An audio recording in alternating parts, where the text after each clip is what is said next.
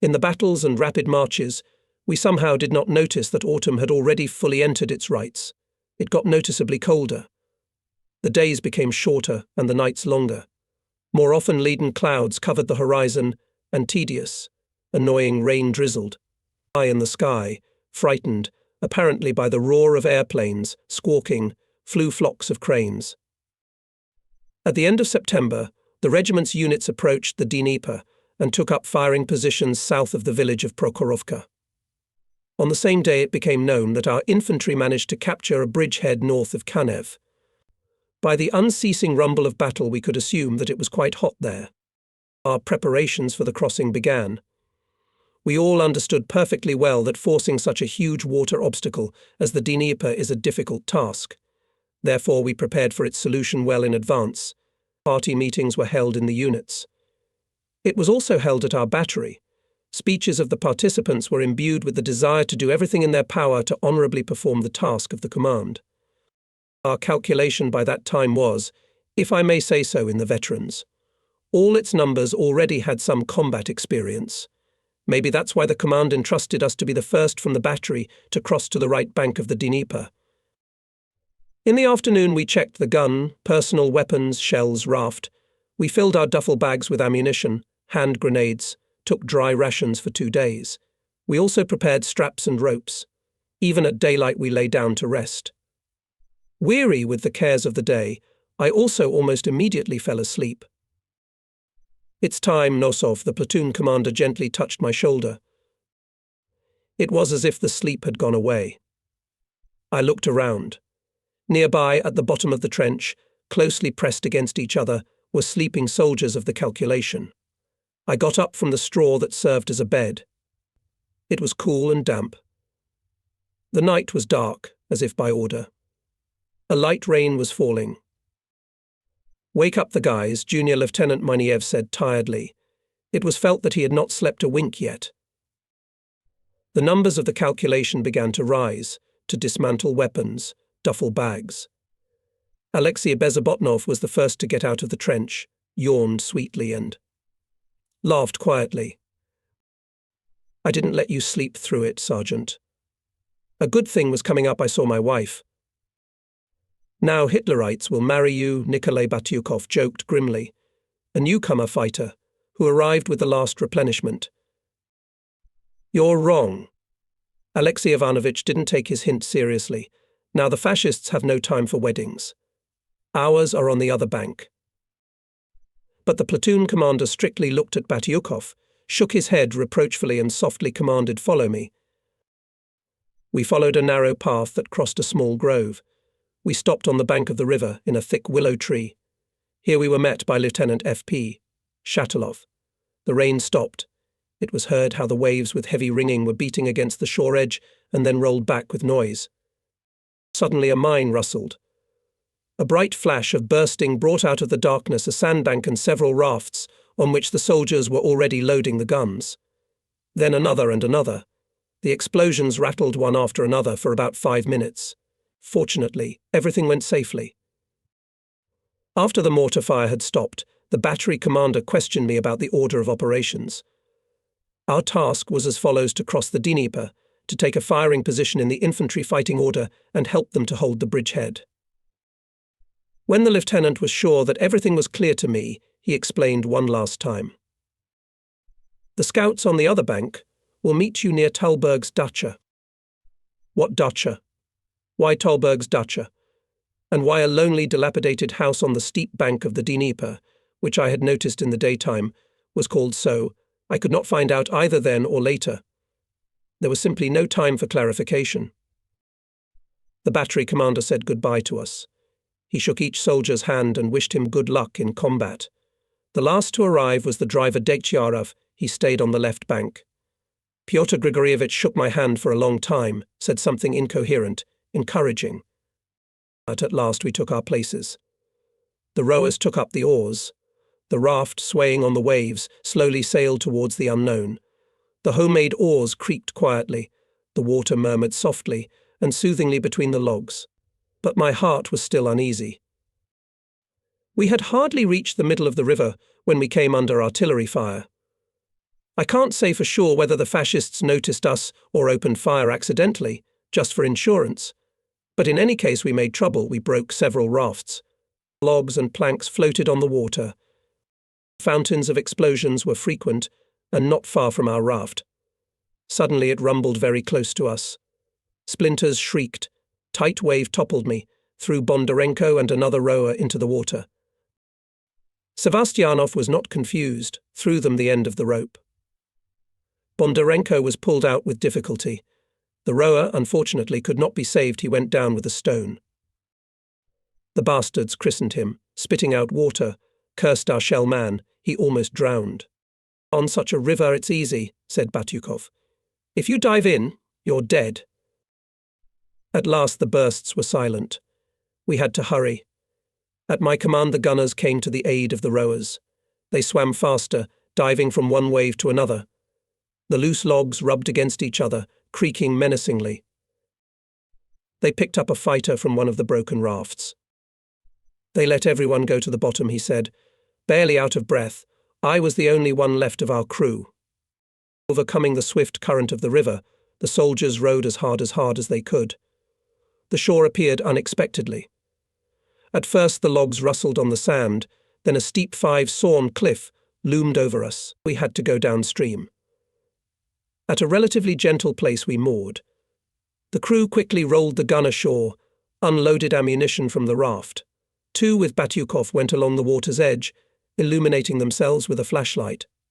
Put out the light. There was an unexpected shout. Don't demask.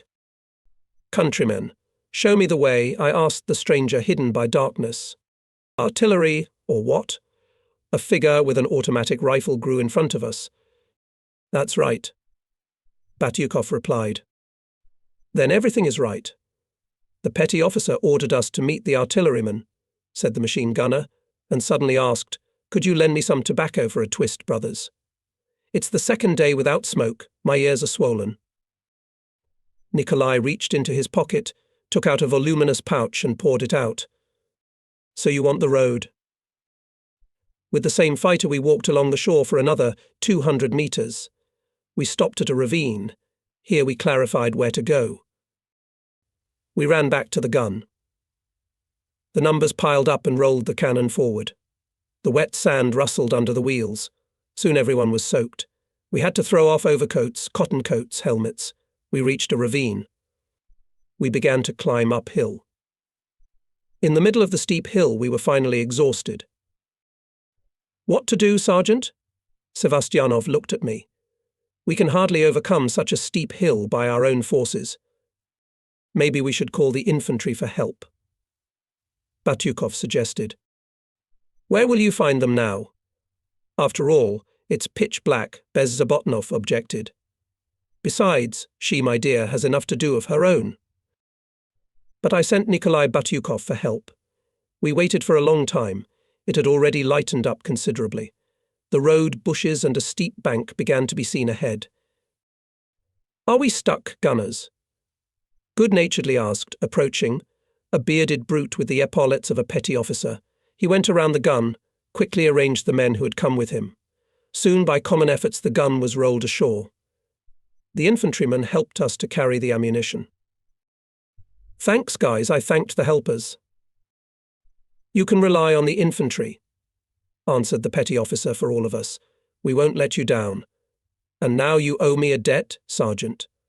Keep the fire burning in a difficult moment. We will, I promised briefly.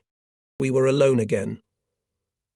The thick fog that had enveloped the shore began to clear. It was getting brighter. Ahead, about 300 meters away, the slopes of some height were visible. On the left there was an excellent landmark, a railroad bridge, which once connected the banks of the Dnieper. Now it was blown up. The supporting pillars are getting darker. The ends of the destroyed spans hang down into the water. The soldiers took a breath, took up the gun again. Rolled it to the crest of the height, passing the funnels and trenches. There in front of us, as if from under the ground, grew an officer in a cotton coat. In his right hand he held an automatic rifle. The left one was suspended at his chest on a dirty, bloody bandage. The officer clarified our task. We occupied a dilapidated trench with a crater in the middle. Well, we have less work to do. While the soldiers were preparing the position, I scrutinized the terrain. In front of us there was a gentle slope bumping into a gully. There's low stubble on it, and the gully is covered with bushes.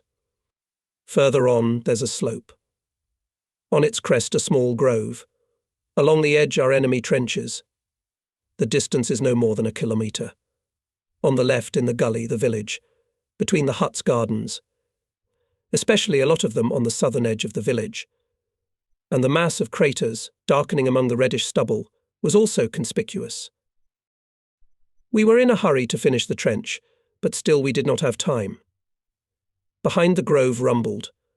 On the heights stood the frequency of explosions. For about 30 minutes the artillery bombardment lasted. Then the fascists went on the attack.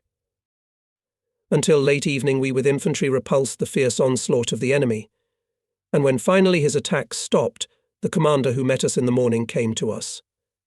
He was no longer young, thin. His earth-coloured face was covered with thick stubble. Only inflamed eyes looked very lively and affectionate. "Thank you for your help, artilleryman." He warmly thanked the crew. "Without you we would today. Well, what can I say? Thank you again." And this was a high reward for us.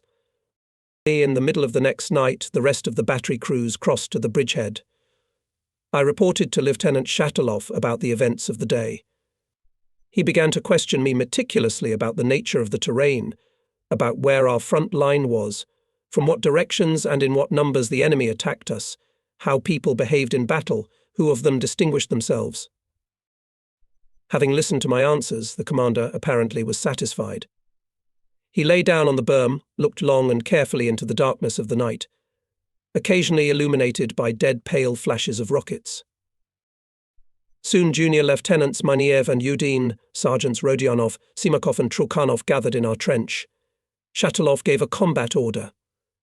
In general outline it was as follows: to take firing positions on the slope of the height, facing the village Selishchi, and not to allow the Nazi tanks to break through to the Dnieper. Soldiers of the regiments began to prepare firing positions and alternately carry ammunition from the crossing. By dawn they had done it. The platoon commander allowed to rest. I lay down at the bottom of the trench and dozed off too. Comrade Sergeant Air Nikolai Batyukov leaned over me and shook me by the shoulder. By force of will I get up. My back aches, my legs feel leaden. It's already in full power of the weather autumn morning. Not a cloud on the horizon. As on the palm of my hand I can see the front edge and the buildings of the village. Only on the right, in the gully, still lazily swaying whitish tangles of fog, covering the shrubbery. I hear the distant hum of airplane engines. A group of airplanes is approaching from the west. The bombing was not over yet, as a hurricane artillery bombardment began. The height went up in smoke from bursts of shells and mines, and so it lasted for about 40 minutes. Then a deaf and distant, as if from under the ground, murmur of engines joined the rumble of explosions, and soon on the outskirts of Selish, on the edge of the grove, fascist tanks appeared. Among them were several massive squat, with long gun barrels. I looked closer. So these are our old acquaintances' Tigers. Well, we beat them too. On my command, the numbers took their places on the gun platform. They act clearly, skillfully. The shell is already in the channel of the barrel. I stood to the right of the gun. From here it is more convenient to observe the enemy, the platoon commander, subordinates and neighbours. Once in a while I take a break from the binoculars, cast a glance at the crew, frozen in anticipation of the command. The gunner Vladimir Sevastianov nestled into the panorama, stretching out his tanned neck. The rim of the white cuff collar shades the matte tan of his neck. Well done. He not only shaved, but even sewed a fresh collar. The fog in the ravine has already disappeared. Now the looming armoured hulks are clearly visible. In front of them stand frequent sultans of bursts long-range artillery from the left bank supports our units. But the tanks manoeuvre, without losses past the barrage zone. It is understandable, it is not so easy to hit a moving target from closed positions. Tanks descend into the gully and, tampering with bushes, crawl to the heights. The battery opens fire. Ringingly beat 76mm guns of Nikolai Rodionov, Fedor Simakov, Peter Trokhanov and ours. Vladimir Sevastyanov all attention. Aims quickly, but without haste. With the third shell he stopped the Tiger. But at the same second a shell exploded at our gun. The numbers of the crew rushed to the ground. But Sevastyanov was too late. He clutched his chest, fell down by the bed. Bezobotnov rushed to his aid. He took the wounded man on his shoulders and carried him to the shelter. For the gunner stood Lock Nikolai Batyukov. The gun was silent for only a few seconds. In the meantime, the tanks were getting closer, and suddenly explosions rumbled under the two cars that had broken forward. We had hit a minefield. But what is it? The turret of one of the blown-up tanks began to turn slowly in our direction, shaking its barrel threateningly. Nikolai fired twice. The cross machine went up in flames. The others could not withstand our fire and began to retreat. When the battle subsided, Batyukov took out a kit set, tried to roll a cigar. But his fingers did not obey. Large drops of sweat appeared on his face. This first burnt tank was not easy for him. "Let me help you," Kolya Bondarenko offered understandingly. "Thank you," Batyukov smiled guiltily and handed him the unrolled cigarette. After a brief pause, the explosions rumbled again on the bridgehead. But now the enemy refused from a frontal attack on the height and concentrated all his efforts against our right flank infantry units. In this situation, the battery commander ordered me and Sergeant Trukhanov to turn the guns to the right and prepare to fire. And it turned out to be very timely, because soon one tank appeared from that side, followed by a second and a third one. Apparently, several enemy vehicles still managed to slip through the infantry orders and go to the flank of our battery. On the tanks, the first on the right, the second on the left, I heard the voice of the platoon commander and began to duplicate his commands. Nikolai Batyukov nestled into the panorama. One after another, 2 shots rang out. But the fascists did not stay in debt, opened fire with cannons and machine guns. Bullets and shrapnel rattled on the shield, carriage, beds. Fire. Fire. Junior Lieutenant Miniev hurried the calculations. The distance between us and the enemy machines is catastrophically shrinking, and Nikolai Batyukov cannot accurately point the gun at the target. And here, not having time to shoot for the third time, he grabbed his helmet with his hands and fell on the gun carriage. I quickly took the gunner's place myself. Now it is simply necessary the example of the commander is the key to success in battle. In the lens of the panorama undulating slope of the height and advancing tanks. Tiger broke out a little ahead of the rest of the vehicles, is already climbing a steep rise. Apparently wants to bypass the battery on the right. In my head it was clear, if possible, to aim at the side or at the caterpillar. I caught the chopped tank turret in the crosshairs. I pressed the trigger pedal. I was so tense that I didn't even hear the sound of the shot, but I clearly saw a hole in the side armor. The Tiger stopped. I shoot again. Now it's for insurance. Order, Commander. Peter Bondarenko shouted in an excited voice, noticing how the other 2 tanks began to crawl back behind the ridge. Taking advantage of the fact that the enemy armoured vehicles withdrew, and the battery with 2 guns repelled the infantry attack from the front, we put our position in order and helped the wounded Batyukov. Wow. Alexei Ivanovich even whistled in amazement, looking at his helmet. If it had been a centimetre lower, our Nikolai would have been dead. The jagged splinter really pierced the steel of the helmet almost at the rim and stuck in it. That's what saved our comrade. But still the blow was so strong that the locksmith lost consciousness for a while. And now, pale, with a bandaged head, he greedily sips water from a flask and, looking at me, begs, "May I, Comrade Sergeant?" "No. Go to the rear immediately." "I won't leave until I hit the tank." Batyukov suddenly stubborn. Our conversation was interrupted by a sudden roar of engines from behind and the loud voice of the battery commander. Tanks from the rear. Squads to battle. The soldiers rushed to the gun. Alexei Ivanovich picked up one bed. Batyukov the second, Bondarenko and I pushed on the barrel. We pressed with such force that, it seems, even the bones crunch. Still, it is not so easy to turn a ton of metal, though on wheels. Not with four of us. Clanking tracks, 2 tanks were coming at us. The same ones that had previously moved behind the ridge and now managed to bypass the height. I fell to the panorama. The optics brought the enemy vehicle so close that you could touch it with your hand. His heart raced, blood pounded in his temples. My nerves are stretched to the limit, but I keep waiting. And when the tank was 150 meters away, I pressed the trigger. The shot is accurate. The armored vehicle has stopped, and only its turret continues to turn in our direction.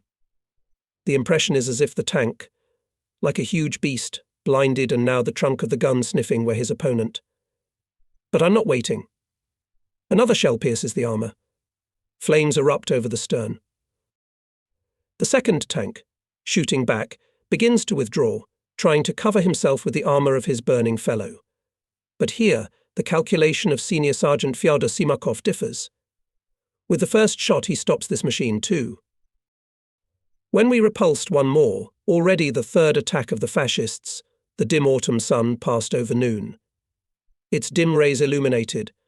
Unfamiliar terrain, it had changed so much during these few hours of battle. The gentle slope of the heights was riddled with craters and strewn with tank tracks.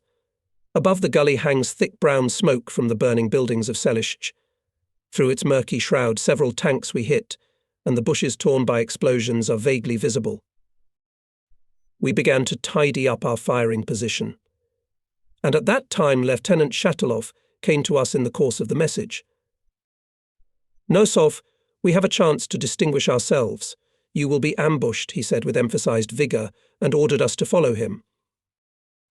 We rolled the gun after the combatant. Not easy to give us these 200 meters of descent. Once the heavy gun rolled down, dragging us with him. Savvy Bondarenko helped us out. He managed to lower the bed to the ground, to slow down. The ingenuity of the sheller saved us from injury, and the gun from damage. The anti-tank gun crew assigned to direct fire is usually given the main and additional sectors of fire. The main one on the probable direction of movement of tanks, additional to assist neighbouring guns. This time the battery commander deviated from the statutory rule, giving us only the general direction of fire. The new position was the worst no view, no shelling. But when the lieutenant explained the task, its advantages became obvious. Moving towards the Dnieper, the fascist tanks would put their sides under the gunshots here, at the same time not being able to detect us soon in the narrow neck of the ravine. Leaving, the battery commander firmly said, "Stand to the last shell." Hardly had we prepared to fire, as on the height, now behind our back, again fell the enemy's fire attack.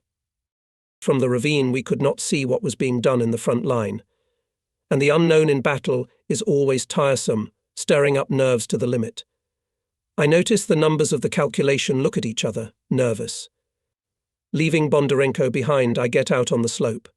Now the battlefield is like in the palm of my hand.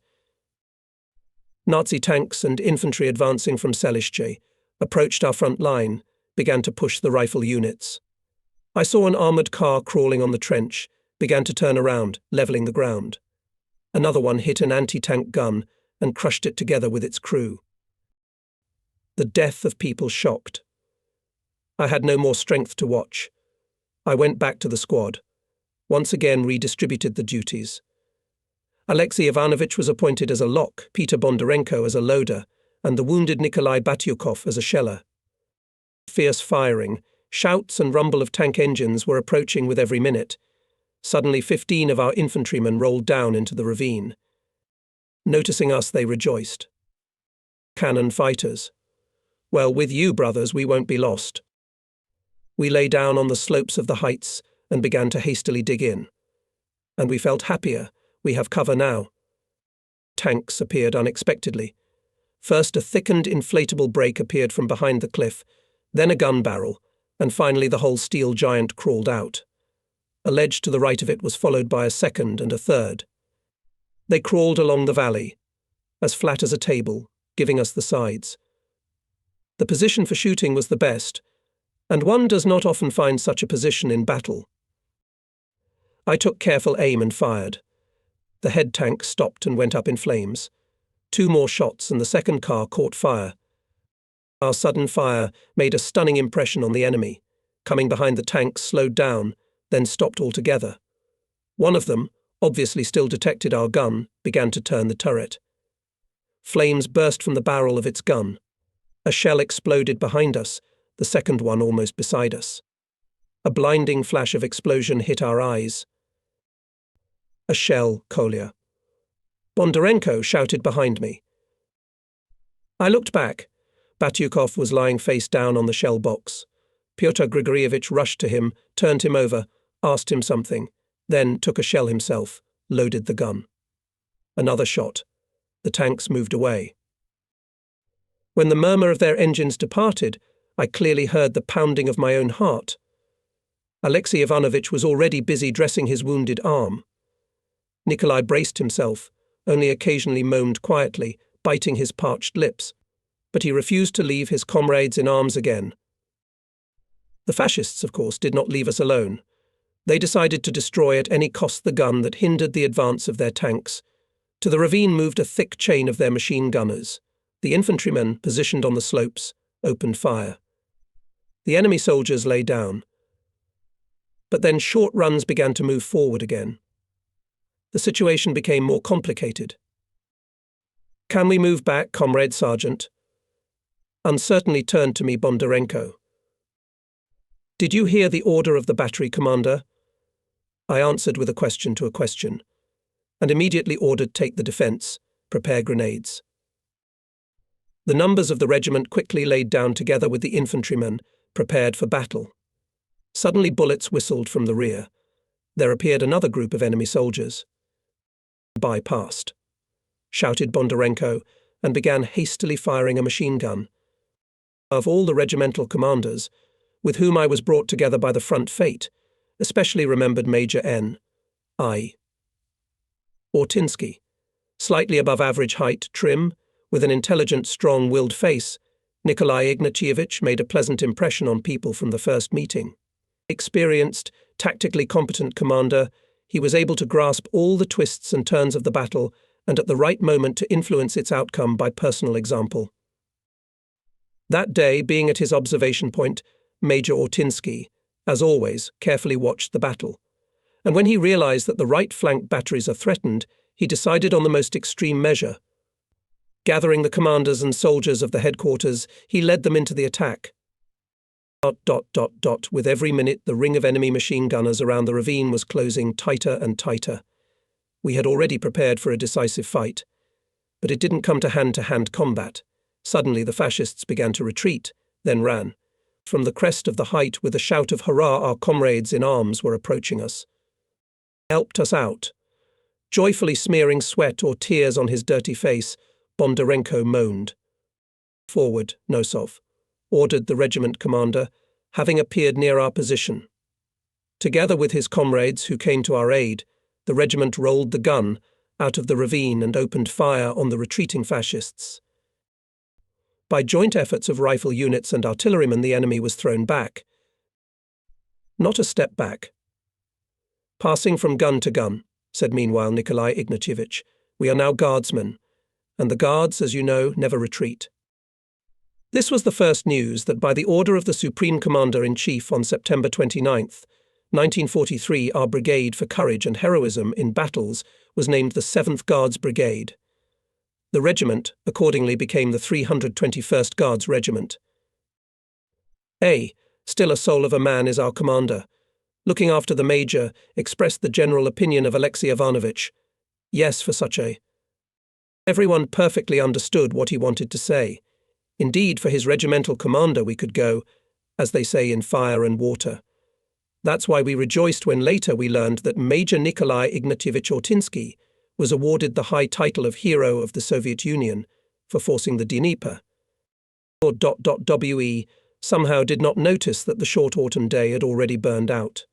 The sun disappeared behind the horizon. A thick grey fog crept from the river into the ravine. It was noticeably fresher. The soldiers of the regiment climbed into the trench. Now it is possible to relax, to rest from nervous tension. The enemy, having been repulsed, was no longer active. Now there were only 3 of us left in the calculation. Nikolai Batyukov still had to be sent to the rear. He had lost too much blood and could hardly keep on his feet.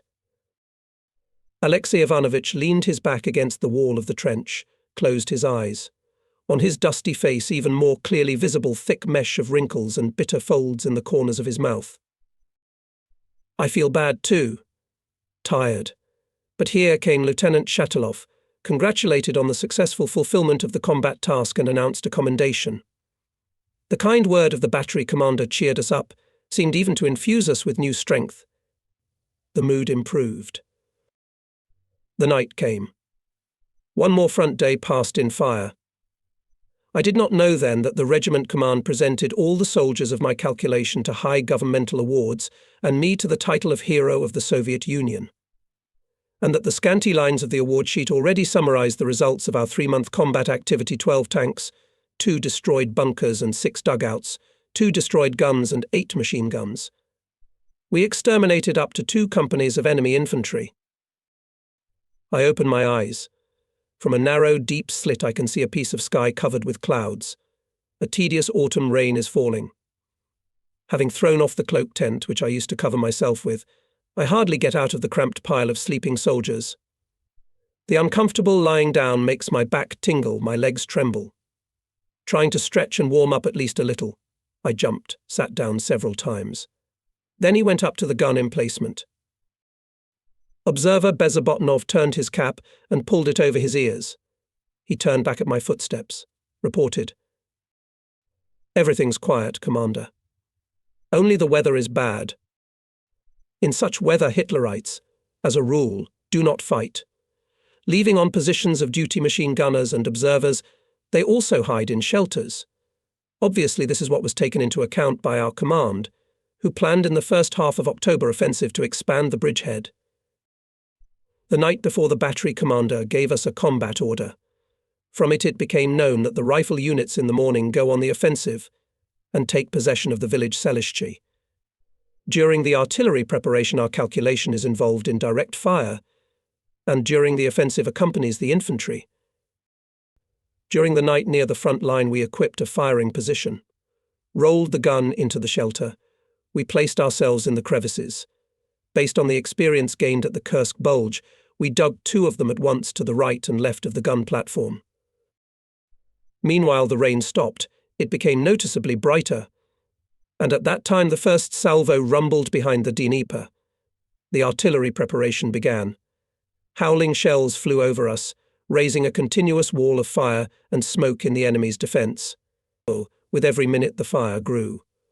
Clouds of smoke covered the gully, hid the bushes. Our battery also opened fire. Giving commands, I simultaneously carefully observed the actions of the numbers. A few days ago, the calculation was replenished with newcomers. How will they behave in battle? My eyes linger on gunner Umar Hatzimudinov. Tall, in a protective coloured sweatshirt, tightly fitting his sturdy figure, the fighter seemed to merge with the gun. Acts clearly, confidently. It is felt that he knows his business quite well. And he has a lot of stamina. Artillery preparation lasted a little more than half an hour. Then the infantry came up to the attack and immediately began to push the enemy. We withdrew from the position and in our arms rolled the gun after it. Before Selishchi, a particularly fierce fight broke out. Katsimutinov and I got out to the heights, and the gun crew stayed in the hollow for the time being. We were observing. A cunningly camouflaged bunker suddenly opened fire in our sector. Apparently, until now the fascists did not detect themselves, so the bunker remained unharmed. But now it significantly complicated the actions of our infantry.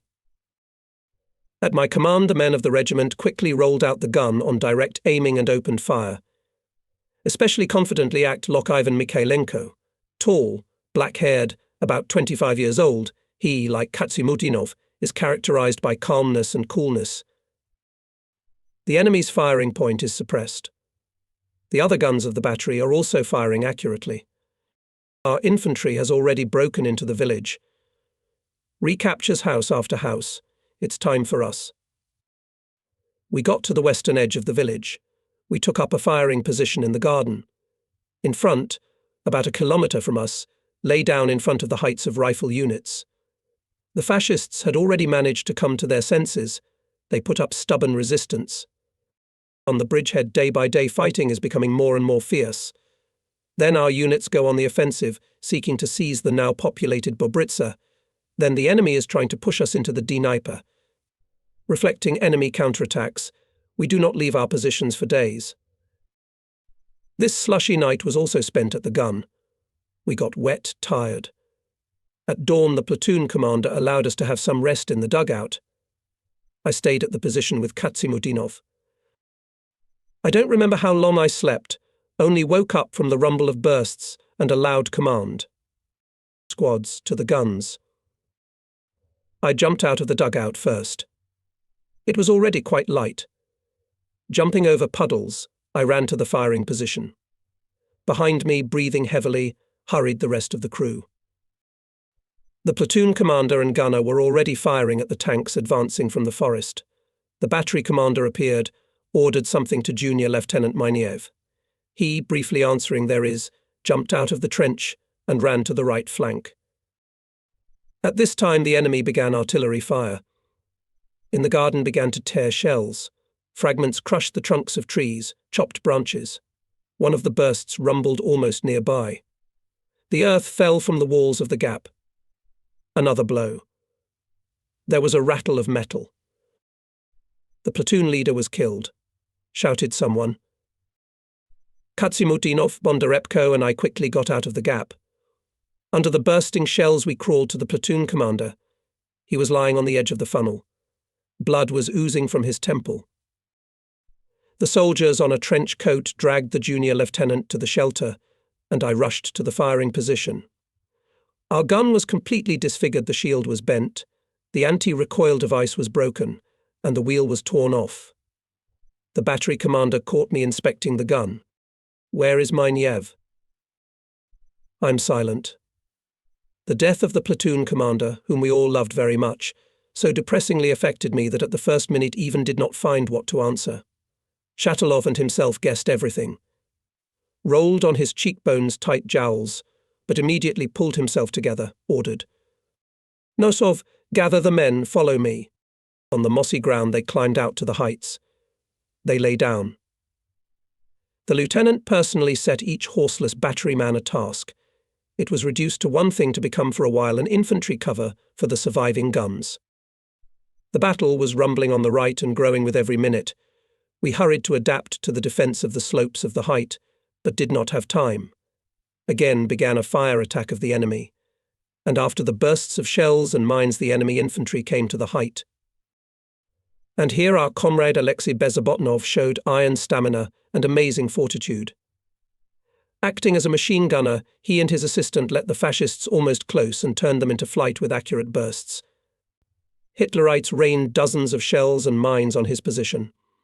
Bezobotnov's arm was broken by a shrapnel. His partner was also seriously wounded. The machine gun was silent for a while. The fascists, having decided that the brave squad was finished, went to the height in full height. But here they were again met by cues. However, the enemy machine gunners, not paying attention to the losses, continued to climb forward, having decided to deal with the machine gunners after all. Alexei Ivanovich was wounded again, and again he did not leave his position. Bleeding, he kept firing until this enemy attack was smothered. When the enemy withdrew, Bondarenko and I crawled to our comrades. We saw bloody Bezobotnov is still at the Maxim in readiness at any minute to continue the fight. Nearby lay unconscious his partner. The height where the communist Alexei Ivanovich Bezobotnov made his feet, we began to call among ourselves Bezobotnovskaya. A few days later our regiment was removed from the bridgehead and transferred to another direction. Again marches. Behind remained Dnieper, Radomyshl, Korostyshev and dozens of other settlements. ... The column crawls forward at the speed of a pedestrian.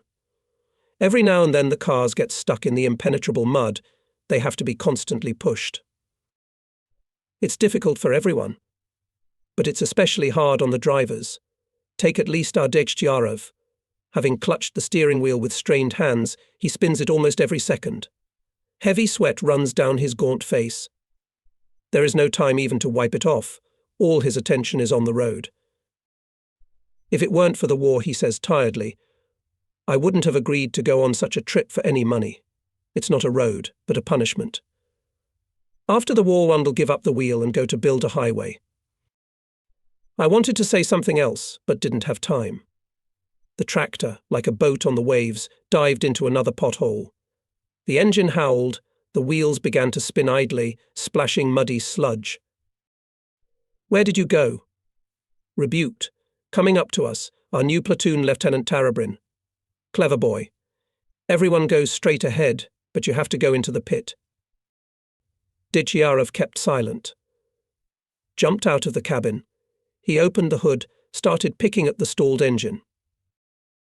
Fix it and catch up, Tarabrin said. We have no time to wait for you alone. The column moved on. The prospect of falling behind it did not please any of us, and then the commander of the battery arrived and asked unhappily, How long are we stuck? My driver shrugged his shoulders uncertainly. You should watch the Studebaker better, Decisive. After all, we were on vacation for 2 days. So it's a foreigner, he said with annoyance in his voice, raising his soiled face. Try to guess what will happen to it. You talk less and do more, said Lieutenant Chatelov.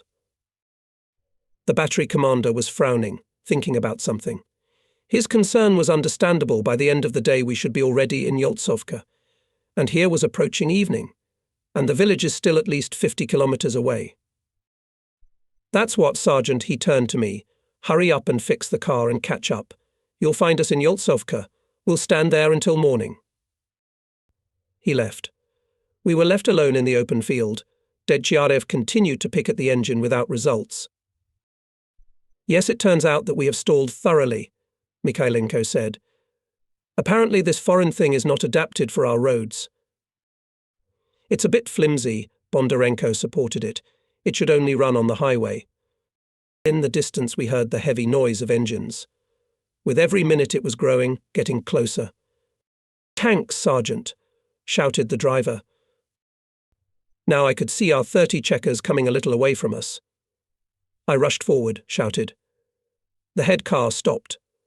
The hatch cover opened. A head in a ribbed tank helmet appeared from the turret. Why are you making noise? A bassy voice prophesied. Stuck. Yeah. And the engine's dead too. Give us a hand, brother. We'll be right there, agreed the tanker, jumping to the ground. He came up to me.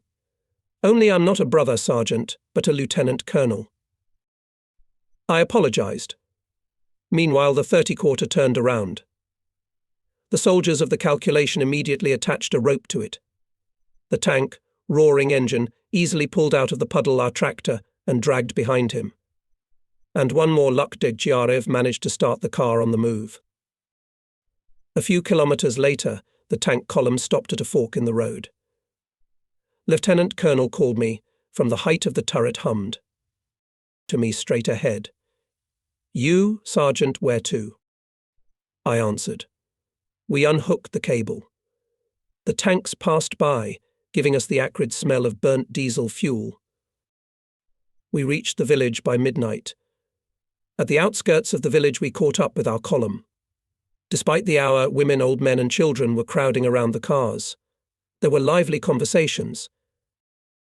Quickly fortify yourselves, said the battery commander, and go on the road again.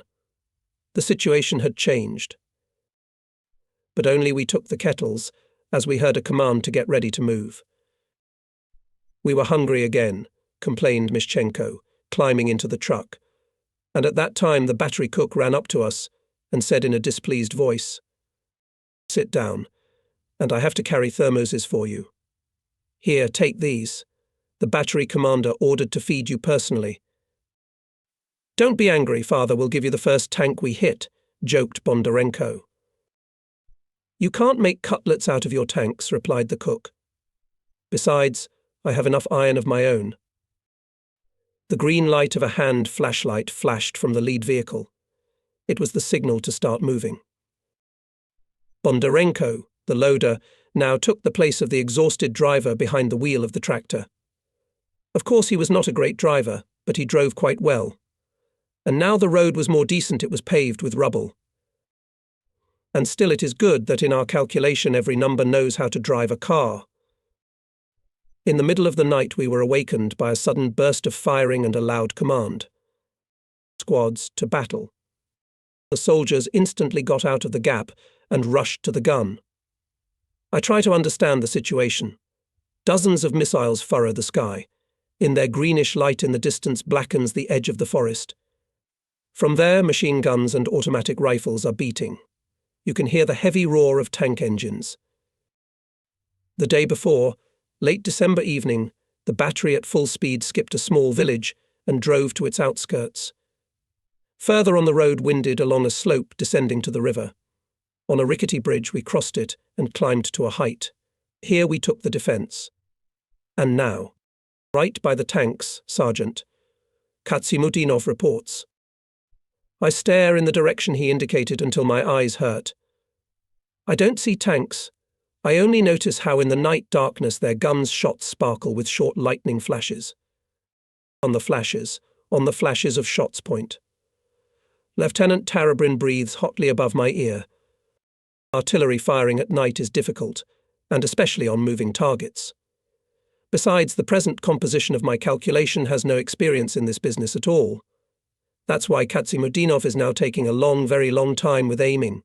Finally, he reports. Ready, Sergeant. Fire. The cannon threw out a sheaf of flame from the barrel. Another shot. Missed, but they've already found us. Fire trails pierce the night darkness, crossing, reaching for the gun, the sound of bullets and shrapnel hitting the shield. What can I say? The sensation is not pleasant. Two steel hulks, I can already distinguish them, are coming at us. They're no more than 200 meters away. A little more, and we'll be under the tracks. My soul is seized by a paralyzing fear, and not only for myself but also for my guys, for the gun. After all, we have just recently received it. At this moment, Bondarenko jumps out from behind the shield. He falls to the ground, crawls forward with a grenade in his hand. Stop. Get back. The soldier doesn't hear. He continues to crawl towards the formidable machines. One of the tanks slows down for a second.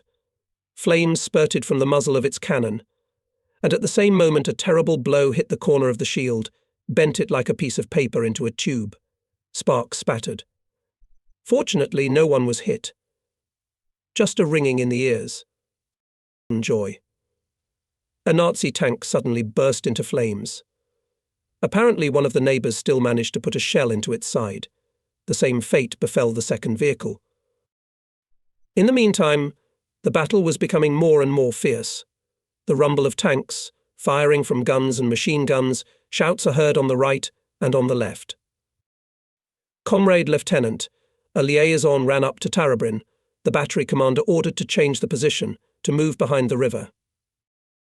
The crew rolled the gun to the river. The bridge was already destroyed by shells. We stopped on the bank.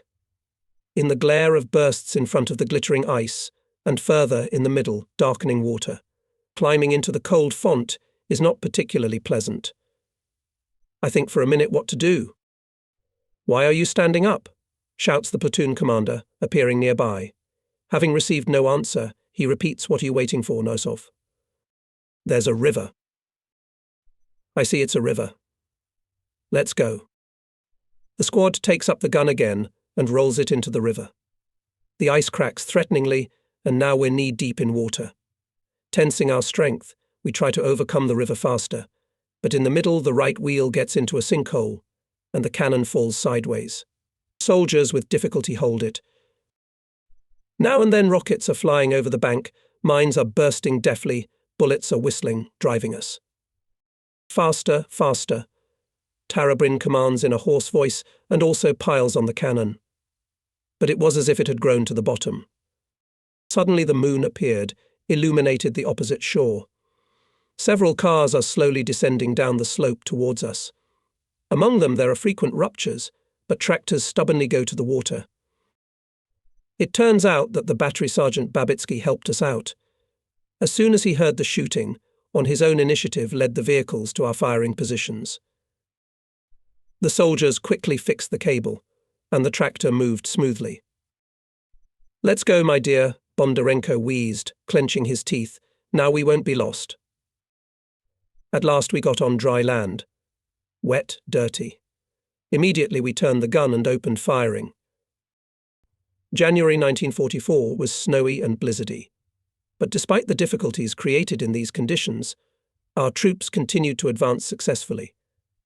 Our battery has not left the battles for more than 20 days. As milestones of the victorious way, the settlements of Maidan, Viznia, Pustomati were remembered. Early in the morning we approached the town of Polony, a quiet district centre, just liberated from the occupants. We had to stop at the outskirts of the town. The engine of our tractor was acting up again. While Decisive and other soldiers of the calculation were engaged in repair, Lieutenant A.G.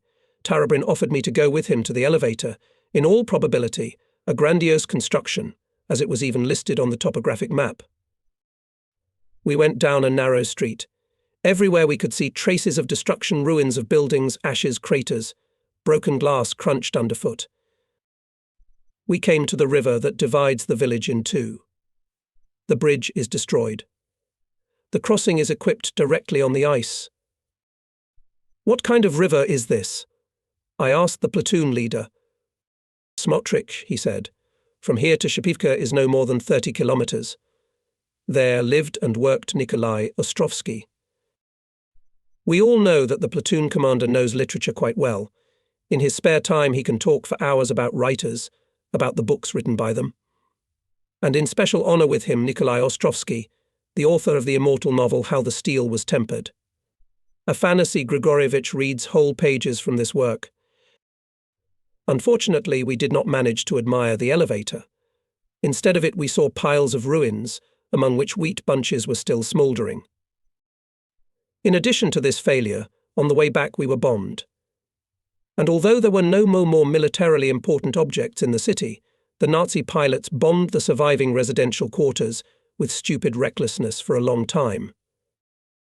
As soon as the air raid was over, we hurried to the calculation. Here the sad news was waiting for us. Ivan Mikhailenko, the lockman, was killed, and Peter Decisive, the driver of the tractor, was wounded. How it all happened, my deputy Ahat Bagayev told us in detail. I heard airplanes buzzing. I immediately commanded, "Take cover," and Mikhailenko laughs, "Take cover where you are," and then the bombs began to fall. Splinters whistled. Everyone lay down, and he and the driver continued to install the engine. Then it hit close by. Mikhailenko was killed, and Decisive was hit in the leg. Mikhailenko. And now, more than a decade later, he visibly stands before my eyes. His frontline fate was not easy. Just before the war, Ivan Savleyevich graduated from the regimental school, became a gun commander. With heavy battles, he withdrew from the western border. In the battles on the Don was severely wounded, was taken prisoner. He managed to escape.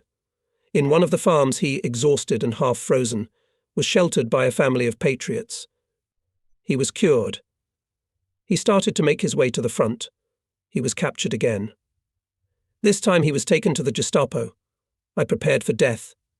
I knew they don't get out of here so easily. But this time, too, the bony soldier was spared. He escaped by a miracle. After a long struggle, he crossed the front line. However, at the last meters, he was unlucky again. He was blown up by a mine. He spent 6 long months in a hospital bed. After recovery with the next replenishment, joined our calculation on the right bank of the Dnieper. Zamkov.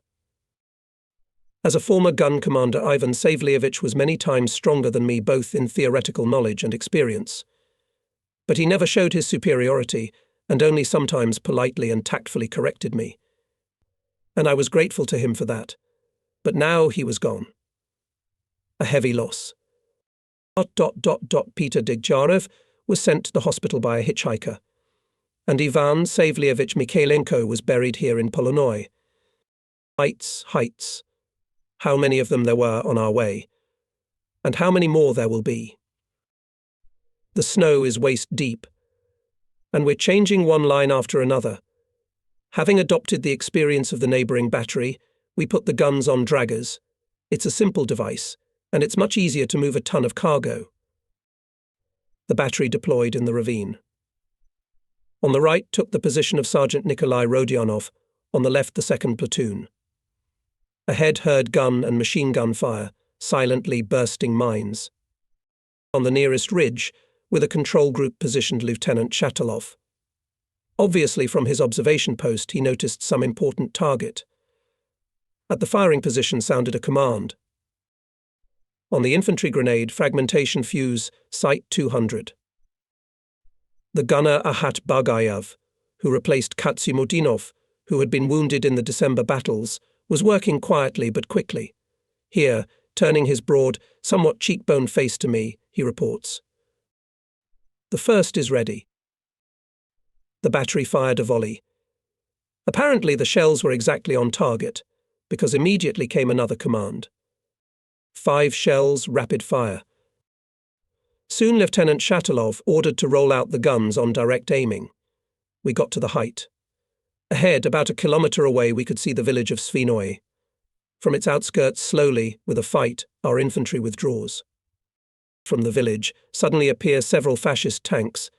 Bypassing the Soviet infantry units lying in the snow, they are coming straight at us, at the height. They are firing from the get-go.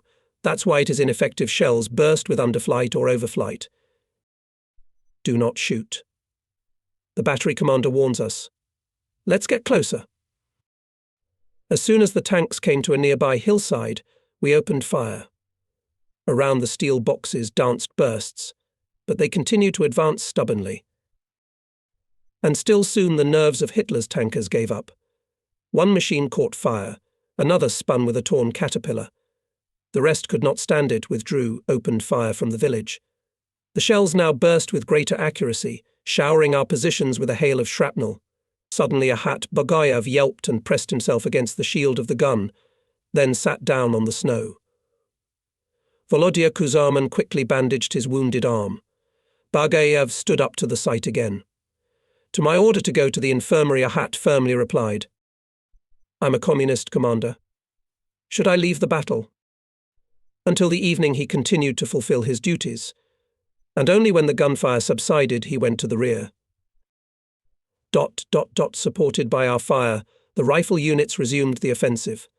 By evening they took Svinoi, and our way lay further to Shepetovka. A nameless height to the north of Shepetovka became the place of our stay for a long time. Here the advancing Soviet troops, having met stubborn resistance of Hitlerites, passed to defence. The measured, strictly regulated trench life began. At night the soldiers of the units improved their firing positions, and during the day they rested. In a few days they equipped communication passages and a dugout. We quickly made it habitable. Our skillful worker Konstantin Mishchenko even built a stove in it, the chimney from which led out into the ravine. We stoked it only at nightfall, observing the strictest camouflage. During the day the opening of the chimney was covered with a flap and covered with snow. One day in the early morning the snow-covered figure of a contact came into our dugout. The soldier stopped at the threshold, took off his helmet, knocked the snow off his boots, wiped his face. It is blizzarding. There is no escape. Both us and the fascists were swamped. Maybe it's for the best. What's the war like now? Positional. And you should quit strategizing. Pyotr Bondarenko stopped the talkative soldier. Tell me at once, why did you come here? Oh, motherfucker. I completely forgot. The battery commander urgently summons you, Sergeant the messenger addressed me. What a memory. I was shell-shocked in 42nd, and since then the balls have been spinning badly. I forget everything. Believe me, sometimes I can't remember my wife's name. Following the liaison, I reached the officer's dugout. Entered. Lieutenant Shatilov and platoon commanders greeted me affably. I looked at them with obvious bewilderment. What would this call mean? And then the battery commander ordered the telephonist on duty to urgently connect me with the regimental headquarters. I picked up the phone, reported. In response, I heard the muffled voice of the deputy commander. "Nosov, dear. On behalf of the command, heartily congratulate." And at the same moment something rattled in the receiver, there was a squeak, crackle, and the voice of the speaker disappeared. We had to wait a few minutes. "Well?" Lieutenant Tarabrin asked. The deputy commander started to congratulate me on something. I answered confusedly, and then the connection was cut off. Fortunately, the phone came back to life. "Nosov, can you hear me? I congratulate you on being awarded the title of Hero of the Soviet Union." The surprise made me even more confused. I couldn't even find anything to say to the deputy. Took the receiver away, looked at it disbelievingly, even frightened. "What happened?" Worried battery commander. "Major congratulated on the promotion. Petty officer or junior lieutenant?" asked someone from the audience. "No, Hero of the Soviet Union." "Hero." Lieutenant Shatilov stood at attention, shook my hand, warmly and heartily congratulated me. After that, all day long familiar and unfamiliar soldiers, sergeants and officers came to our dugout. From their friendly and comradely congratulations, it was light and joyful on the soul. In early March, our regiment was withdrawn from the battle. The units were stationed in a pine forest in the vicinity of the town of Slavuta, and only here we really noticed that spring had already come. The days became longer and the nights shorter. The sun was baking. The snow was settling on the fields, loosening. The odours of tree resin and moisture made me dizzy.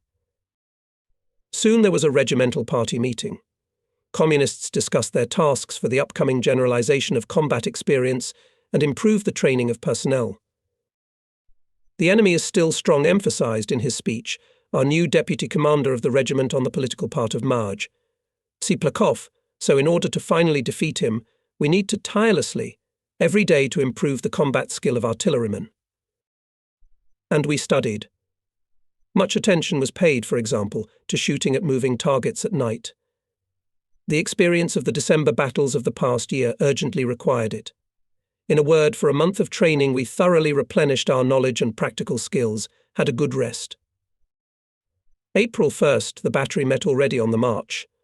The ground was darkening on the fields. Only in the ravines and gullies still grey loose, water-soaked snow deposits, and near them, on steep hills and hills, the first grass was greening up. In the afternoon, the wet snow suddenly fell, and a blizzard began. In the lowlands drifted snowdrifts again. We could hardly push the slipping tractors along the muddy road, and by night the frost hit. The road was covered with ice crust. It became even more difficult to move. For 5 days of march, they covered only 250 kilometers. We arrived near Ternopil, and here it began. We were transferred from one section to another. At dawn, we concentrated on the edge of some grove. Senior Lieutenant F.P.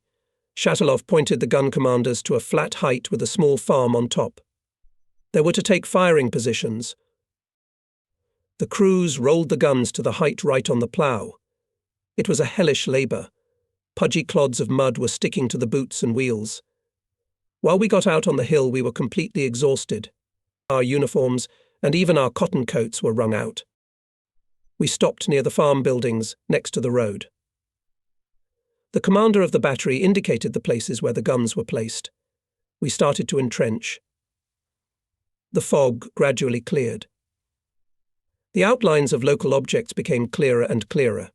Ahead of the field. Further a gully, and behind it a height, overgrown with small woods. Lieutenant Tarabrin approached. Afanasy Grigorievich was obviously depressed about something. In a sluggish, indifferent voice he specified the task. Then sat down on the bed, smoked. Observing our work, he constantly wrapped his gaunt face in the raised collar of his overcoat. Isn't he sick, I thought. At last the spring sun peeped through and began to warm up. Behind the gully there was another height with a sparse grove. As far as I knew, other batteries of our regiment were defending on it. Suddenly explosions went off there. Every minute they became more and more. Smoke covered the horizon. It was the first to take the enemy strike calculations of the 4th Battery. It should be said that this unit was unlucky in the morning. When changing firing positions, it was suddenly shelled by the enemy. Wounded were the battery commander Captain N. Savinov, the commander of the calculation hero of the Soviet Union, Sergeant Mikhail Nikanorov, Sergeant A. Pererva, and Private V. Krivonos. But even more severe tests fell on the battery with the beginning of this battle. 2 of its guns were smashed by enemy artillery fire. Many artillerymen were wounded. And among them, for the second time, Mikhail Nikanorov. In a serious condition, he was sent to the hospital. And after the artillery raid on the positions of the 4th Battery went at once more than 20 Nazi tanks accompanied by machine gunners. In an unequal fight with them entered only 2 remaining intact guns. But even with such forces, the Soviet soldiers repelled this first attack. The new barrage of artillery fire fell on the height. Shells and mines ploughed over here, it seemed, every metre of ground. In such an inferno there could hardly be anything alive. So, in any case, Hitlerites thought. That's why they went to the second attack fearlessly, in full height. And again they came under the devastating fire of the same 2 guns.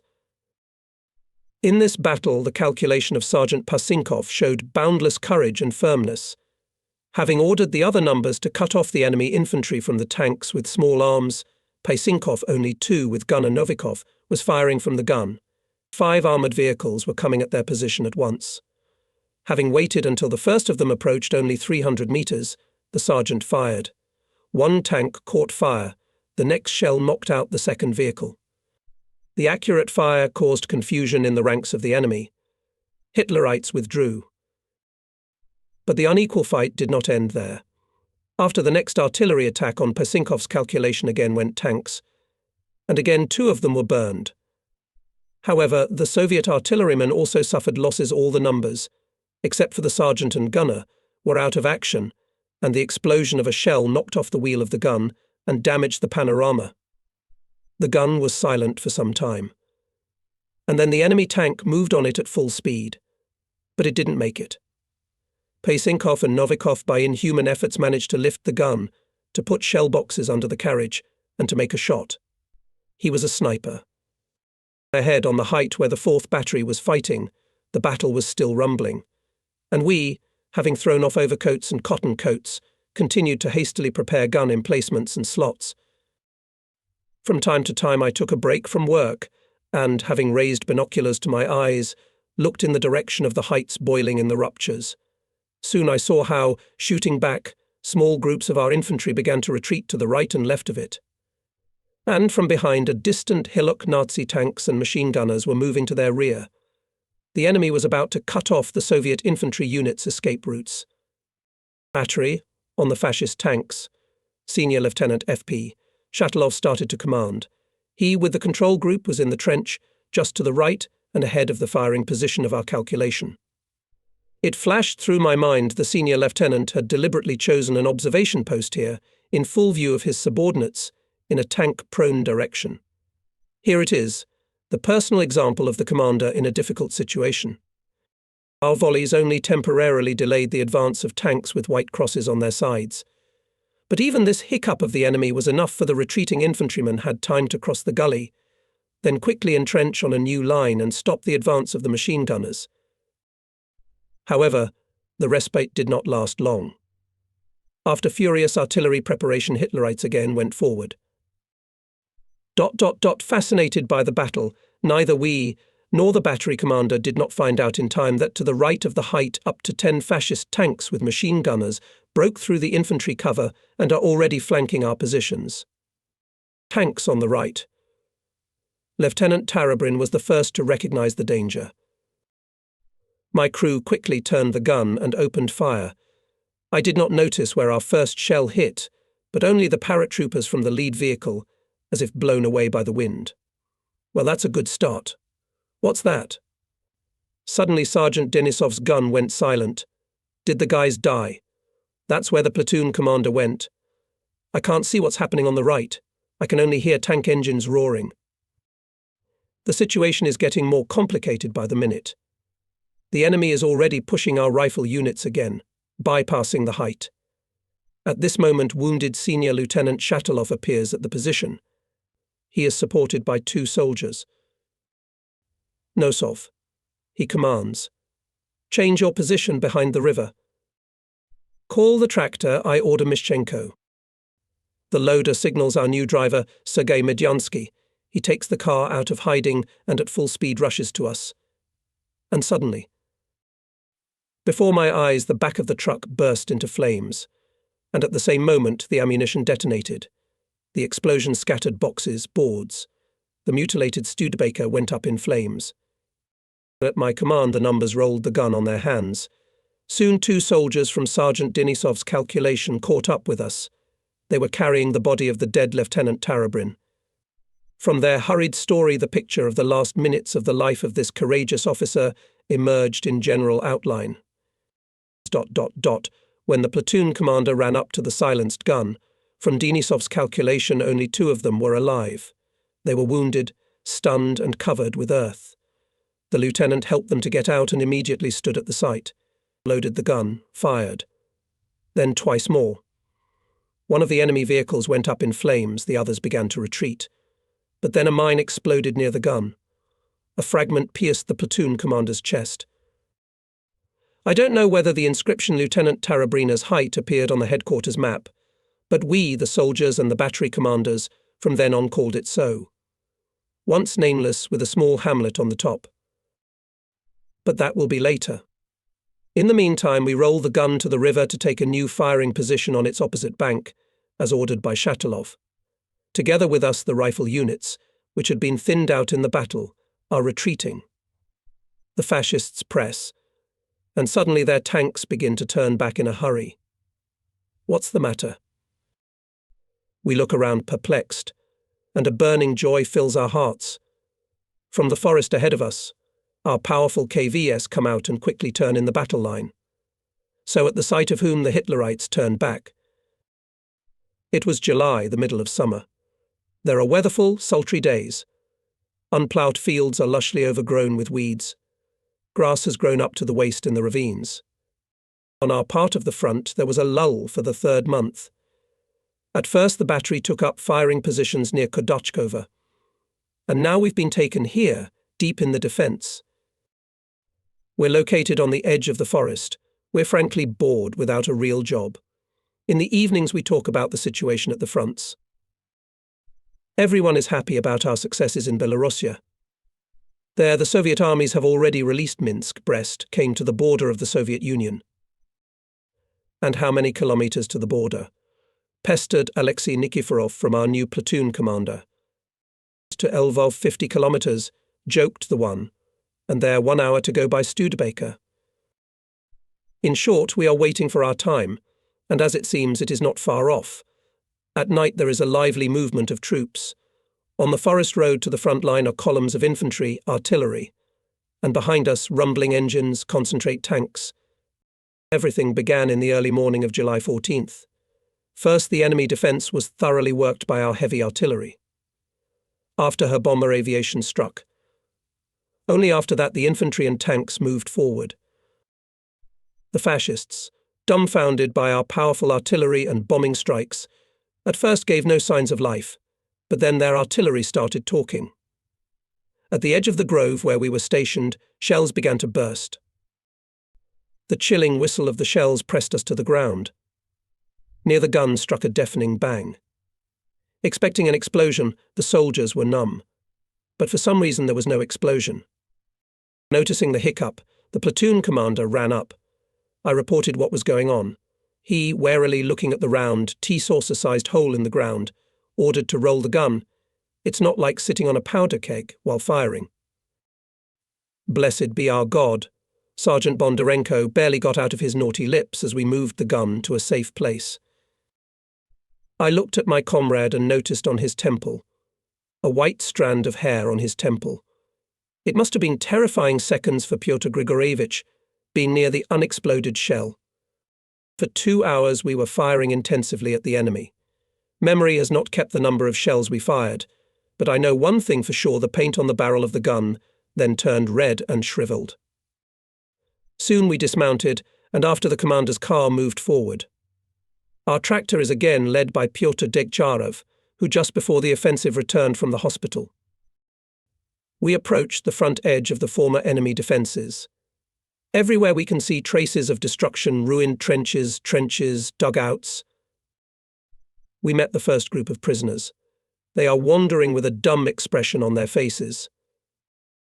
These have fought back, Alexei Nikiforov says with conviction. Our rifle units, overcoming the increasing resistance of the enemy, slowly moving forward, in their battle orders, and we move from line to line. Here our infantry lay down in front of the embankment of the railroad. Shells are bursting in its order. At my command, the calculation quickly rolls out the gun on the heights. I began to look closely from where the fascist cannon was beating. And at that moment a line of tracer bullets shows me a firing point. It's a gun in a concrete viaduct, thanks to the unknown assistant machine gunner. Reference point 2, left 20 gun, I command the gunner, armor piercing. The first shell crushes a block of brick and concrete. Another shot. You can see how the fascist calculation is running away from the wrecked gun. We send them back a couple more fragmentation shells. Meticulously fire and other calculations of the battery. One after another silence enemy firing points. Infantrymen rise to their full height and hide behind the embankment. The battery fourth day on the march. We almost do not close our eyes. Before dawn we stopped on a hillock. Decisive came out of the cabin to stretch. I stayed where I was and almost immediately dozed off. I woke up to someone shaking me by the shoulder. Ivan! Nosov, is it you? Wake up. I opened my slipping eyelids with difficulty and I couldn't believe my eyes. At the cabin door stood my childhood friend Anatoly Bubnov, also a sergeant, tall, straight, with the Order of Glory on his broad chest. Immediately jumped out of the cabin, hugged my fellow countrymen. And some forgotten pictures from my childhood memory came back. My native village Kochnevo in Vladimir region, rural school and our teacher Anna Ivanovna. Anatoly and I are sitting on the first desk and diligently writing out still rusty letters. How did you find me? I asked the first thing that came to mind. Just like that. I was coming from the front line. I see guns. The cars have anti-tank diamonds on them. Let me, I think, ask about my fellow countrymen from Vladimir. Yes, they say. Ivan Nosov, is that you? And where is this Nosov in the car, taking a nap? It didn't take long to talk to a fellow villager. The commander's order led our column forward. In farewell, Anatoly, shaking hands, said, "We'll meet in Berlin." We did not know then that neither he nor I would reach the capital of the Nazi Reich. My fellow countryman and childhood friend artillery scout Sergeant Bubnov died a hero's death in August in Lvov region when repelling an enemy tank attack. And me. I didn't make it to Berlin for another reason. The regimental column is slowly moving forward. On the right and left we hear the silent rumble of battle. It's as if we're walking through a narrow corridor of fire. And indeed we are. The warm summer rain that had been drizzling since morning had stopped.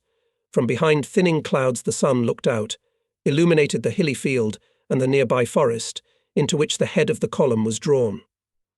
Here, pressed against the trees, the vehicles stopped. The soldiers began to jump out of the bodies, warming up. I also jumped out of the cabin, went out on the road, and at that time 2 fascist bombers passed low over us. Explosions rumbled. I did not have time to understand anything, as I felt that something heavy knocked on my right hand. It instantly became alien. He grabbed his elbow, his fingers stained with blood. Wounded flashed in his head. He rushed to the nearest crater, but he had no time to jump into it. He felt another blow, now in the back. I could hear the rumble of enemy planes moving away. Soldiers of my calculation ran up to me, picked me up under the arms and led me to the car. The regiment commander came up and ordered an instructor and my car. The commander's all-terrain vehicle arrived. I was bandaged, then carefully sat down next to the driver. A paramedic and an orderly took the back seat. The car started. With a heavy feeling I left my comrades in arms, with whom for so long I shared equally the bitterness of failures and the joy of victories.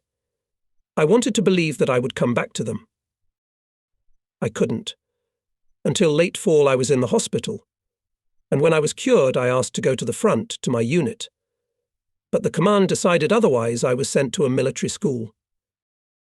After the war, one learned that our regiment fought through Poland, East Germany, and finished its fighting way in Prague, the capital of Czechoslovakia. It was a pity that it was already without me. One consolation was that I always carried the images of my fellow soldiers in my heart. And I was to some extent also involved in their heroic deeds,